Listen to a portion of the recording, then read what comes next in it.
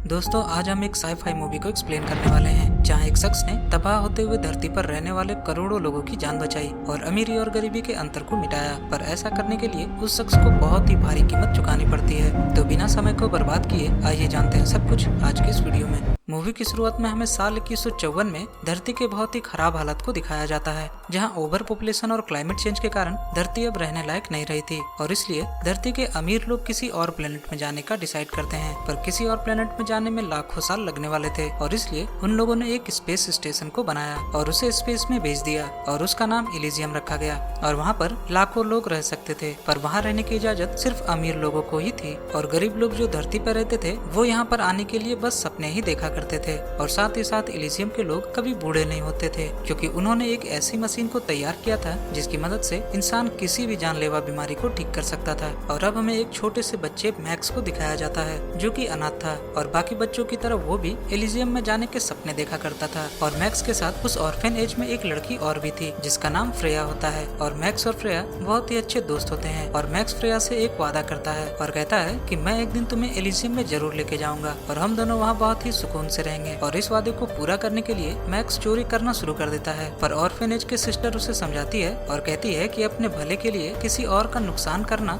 गलत होता है। और अब मैक्स चोरी करना छोड़ देता है। कुछ समय बीतता है और अब मैक्स बड़ा हो चुका था और वो एक कंपनी में काम करता था और एक दिन वो काम पर निकला ही था कि तभी वहाँ मौजूद दो रोबोट ऑफिसर उसके पिछले क्रिमिनल रिकॉर्ड के कारण उसके बैग को चेक करने के लिए आगे बढ़ते हैं। पर मैक्स उन्हें अपने बैग को चेक करने के लिए नहीं देता और वो रोबोट मैक्स के हाथ को तोड़ देते हैं। और अब मैक्स अपना इलाज कराने के लिए एक हॉस्पिटल में जाता है और उसकी मुलाकात वहाँ फ्रेया से होती है जो कि उसी हॉस्पिटल में नर्स का काम करती थी और मैक्स उसे देखकर बहुत ही खुश हो जाता है। अगले सीन में हमें इलिजियम में एक जॉन नाम के शख्स को दिखाया जाता है जो बहुत ही चिंतित था क्योंकि इलिजियम के इन्वेस्टर दिन ब दिन कम हो रहे थे और इलिजियम लॉस में थी। और अब अगले सीन में हमें स्पाइडर नाम के एक शख्स को दिखाया जाता है जो कि इलीगल तरीके से धरती के लोगों को इलिजियम में भेजने का काम किया करता था। और वो शख्स हाथों में एक टैग लगाता है ताकि इलिजियम के सॉफ्टवेयर उसे इलिजियम वासी समझे। और इलिजियम में जाने वाले अक्सर वो लोग होते थे जो किसी जानलेवा बीमारी से जूझ रहे थे। और अब स्पाइडर इलिजियम के एंट्री कोड को हैक कर लेता है और 3 शिप धरती से इलिजियम के लिए रवाना होता है। पर इलिजियम के डिफेंस सिस्टम को उन शिप के बारे में पता चल जाता है और इलिजियम में बैठी डिफेंस की हेड जिसका नाम जेसिका था वो धरती पर मौजूद अपने एक एजेंट को उन शिप्स को डिस्ट्रॉय करने को कहती है। और धरती पर मौजूद क्रूगर नाम का एक एजेंट उन शिप्स को मिसाइल लॉन्चर के जरिए डिस्ट्रॉय कर देता है। पर एक शिप किसी तरह इलिजियम में लैंड कर जाती है और उसमें मौजूद सारे लोग जल्दी से बाहर निकलते हैं और एक घर के अंदर घुसने की कोशिश करने लगते हैं। पर तब तक मशीनी रोबोट्स उन लोगों को पकड़ लेती है। पर उसमें से एक औरत अपनी बेटी को लेकर उस हाईटेक मशीन तक पहुंच चुकी थी और वो औरत अपनी बेटी को उस मशीन में लेटा देती है और स्पाइडर के नकली टैग की मदद से वो मशीन उसे सेंस कर लेती है और उसका इलाज शुरू कर देती है और बहुत जल्दी वो ठीक हो जाती है। और ठीक उसके बाद ही वो रोबोट उसे भी अरेस्ट कर लेते हैं और उन सबको धरती पर वापस भेज दिया जाता है। सीन चेंज होता है और हम देखते हैं कि मैक्स एक रेडिएशन चेम्बर में काम कर रहा था पर तभी वहाँ एक रेडिएशन का चेम्बर खराब हो जाता है और फिर मैक्स अपने बॉस को इस बात की जानकारी देता है। पर मैक्स का बॉस वहाँ आता है और मैक्स को वो चेम्बर ठीक करने को कहता है और अगर मैक्स ऐसा नहीं करता तो उसे अपनी नौकरी से निकाल दिया जाता। और अब मैक्स बिना कुछ सोचे समझे उस चेम्बर में चला जाता है। पर थोड़ी देर बाद मैक्स उस चेम्बर के अंदर एक हादसे के कारण लॉक हो जाता है और उसके बाद मैक्स का बॉस उस चेम्बर को बंद करके उसे बाहर निकालता है। पर तब तक बहुत ही देर हो चुकी थी क्योंकि मैक्स के शरीर ने ऑलरेडी बहुत सारे रेडिएशन को एब्जॉर्ब कर लिया था।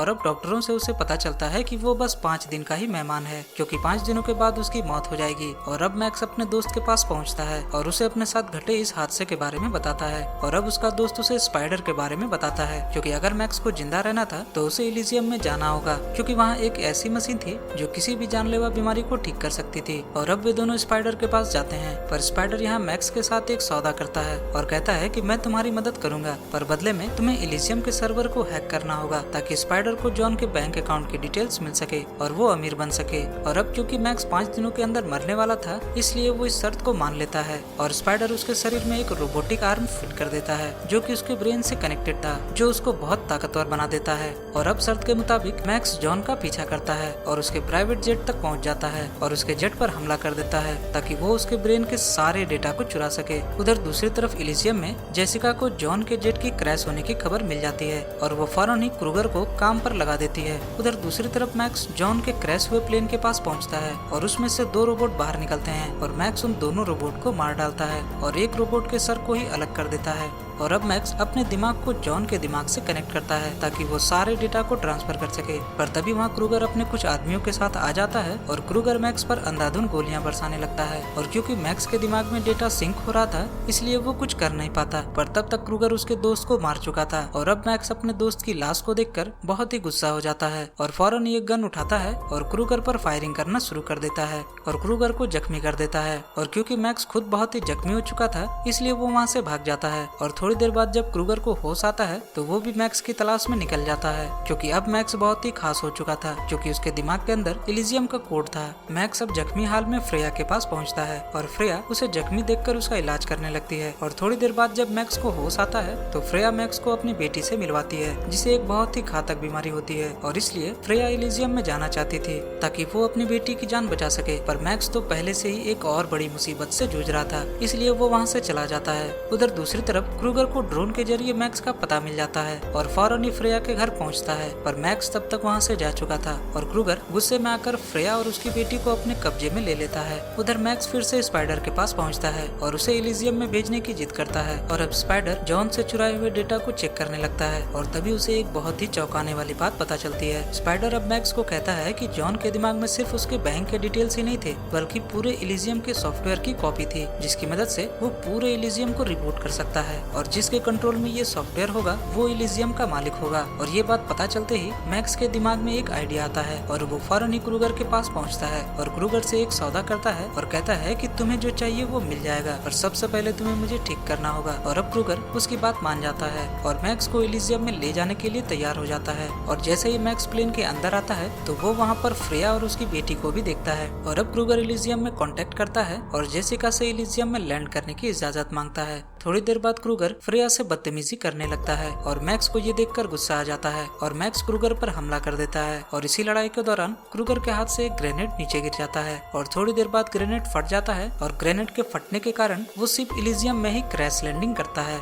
क्रैश लैंडिंग के बाद मैक्स जल्दी से फ्रेया और उसकी बेटी को छुड़ाता है और फ्रेया फौरन ही अपनी बेटी को लेकर एक घर की तरफ भागती है जहाँ वो हाईटेक मशीन रखी हुई थी। पर मशीन तक पहुँच जाने के बाद भी फ्रेया अपनी बेटी का इलाज नहीं शुरू कर पाती क्योंकि उसके हाथों में इलिजियम के सिटीजन होने का टैग नहीं होता। और अब वहाँ इलिजियम के रोबोट्स आ जाते हैं और फ्रेया को एक इलेक्ट्रिक शॉक देकर उसे पकड़ लेते हैं। उधर दूसरी तरफ मैक्स को क्रूगर इलेक्ट्रिक शॉक देकर बेहोश कर देता है और थोड़ी देर बाद जब मैक्स को होश आता है तो वो अपने आप को बंधा हुआ देखता है और फिर वहाँ जेसिका आती है और अपने आदमियों से कहती है कि मैक्स के दिमाग से जॉन के चुराए हुए डेटा को मिटा दो। पर क्योंकि वो डेटा मैक्स के दिमाग से कनेक्टेड था इसलिए डेटा के खत्म होते ही मैक्स भी मारा जाता। पर जेसिका को इस बात की बिल्कुल भी चिंता नहीं होती। उधर दूसरी तरफ जेसिका क्रूगर को बुरा भला कहने लगती है पर तब तक क्रूगर बड़ी ही बेरहमी से जेसिका को मार देता है क्योंकि अब क्रूगर खुद ही इलिजियम को रिबूट करके इलिजियम का मालिक बनना चाहता था। उधर दूसरी तरफ मैक्स भी किसी तरह अपने आप को छुड़ा लेता है और सबसे पहले फ्रेया को छुड़ाने के लिए जाता है। पर तभी वहाँ क्रूगर के लोग आ जाते हैं और मैक्स किसी तरह उनको मारकर फ्रेया को छुड़ा लेता है। पर फ्रेया यहाँ कहती है कि इसका कोई फायदा नहीं क्योंकि हम लोग इलिजियम के सिटीजन नहीं हैं और वो मशीन हमारा इलाज नहीं करेगी।